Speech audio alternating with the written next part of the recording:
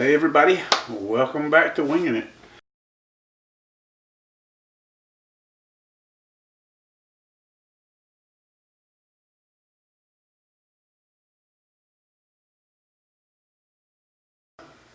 This time around I'm going to do an old Southern classic. Actually, I was at one of our grocery stores, Kroger as a matter of fact, and I noticed this lady. She was grabbing bags of breaded okra, and I just said, "Are you going to leave me one?" Well, one thing led to another, and we got into a talking about it. And she said that she had tried making this fresh, and every time she puts the breading on, she goes to put it in the grease, the breading just all comes off. So, Katrina, this is for you, and this is what I came up with. All our dry ingredients over here, which is self-rising cornmeal, all-purpose flour, and about 2 tablespoons or so of cornstarch, just to be a little bit crisp. And over here I've got about a little over a cup of buttermilk and an egg. Now they've got a little bit of salt and pepper in there. I'm thinking about adding a little bit of garlic so I can pull that natural flavor of the okra out. And in the skillet we've got roughly a ½ inch or so of that. We're going to be doing this 2 different ways. Mama and I had found a restaurant, a new one. Actually, one of them had closed from the pandemic.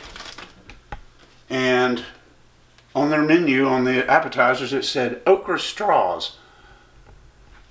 I had checked that out. So what we're going to do with the okra, I've got a frozen whole and I've got fresh whole.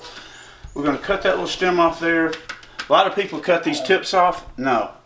And what we're going to do is we're going to cut that in half lengthwise. This is the way they did this. I believe the name of the restaurant is True Vine. And what we're going to do is cut the stem off, cut them in half, put them in the buttermilk. We're going to leave that in the buttermilk for 5 or 10 minutes or so, and let me get these prepped up. And okay, we are back to about 5 minutes in on this. Is the fresh okra. And what I've done, like I said, I have marinated this in a buttermilk and an egg. You want to get the majority of your buttermilk off. Keep them separate.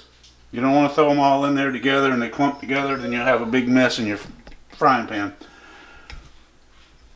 Get as much of the buttermilk off as you can. Coat this around a little bit.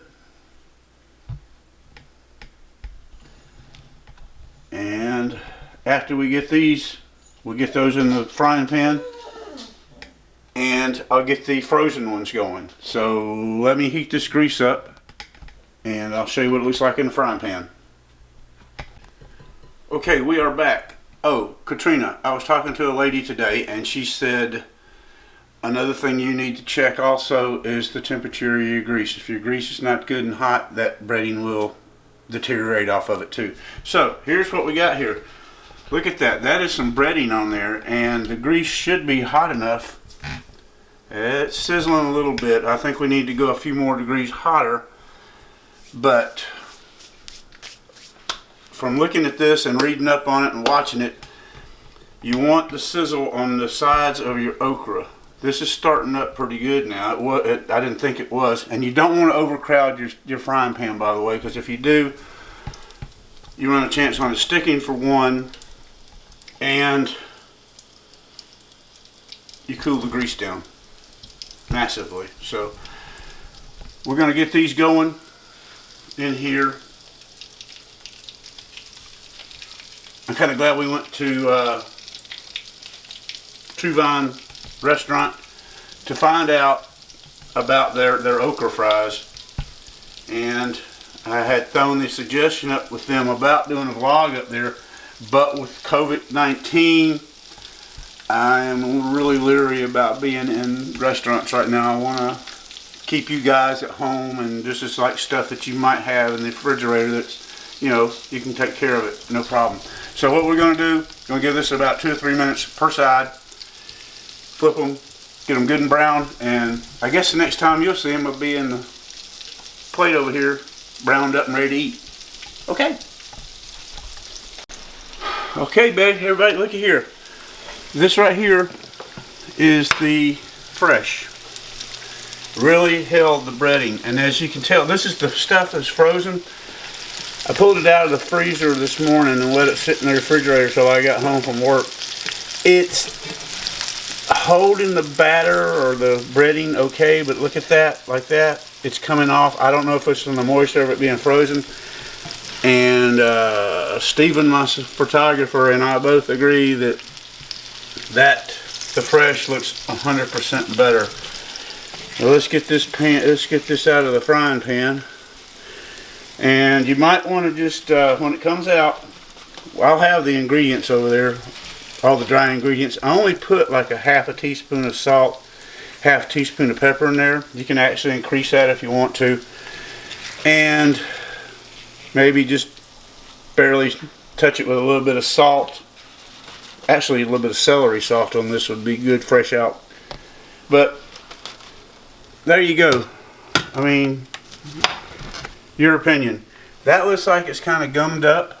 I think it's from a lot of moisture, because once you thaw that okra, you can't dry it off because you got to cut it, and it's still going to have the, as I say, the slimy stuff coming out of it. But there it is, and I've already tried one of these things. These things are off the hook good. Thank you